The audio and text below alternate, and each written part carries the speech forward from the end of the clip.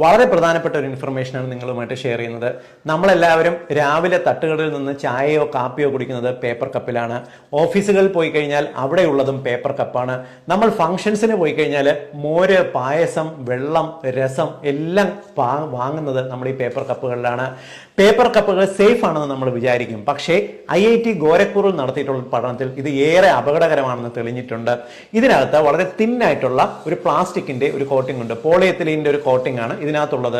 ഈ polyethylene coating ഉള്ള paper കപ്പിനകത്ത് നമ്മൾ ഏകദേശം 90 ml വെള്ളം എടുത്തു കഴിഞ്ഞാൽ അതിനകത്ത് ഈ പ്ലാസ്റ്റിക്കിൽ നിന്നും മൈക്രോ പ്ലാസ്റ്റിക്കിന്റെ കണികകൾ 25,000-ഓളം കണികകൾ വരുന്നുണ്ട്. ഒരു ദിവസം 3 പേപ്പർ കപ്പ് വരെ നമ്മൾ ഉപയോഗിച്ച് കഴിഞ്ഞാൽ 75,000 മുതൽ 1,00,000 വരെ പ്ലാസ്റ്റിക് കണികകൾ നമ്മുടെ ഉള്ളിലേക്ക് എത്തും. ഇതുണ്ടാക്കുന്ന കോംപ്ലിക്കേഷൻ ചെറുതല്ല.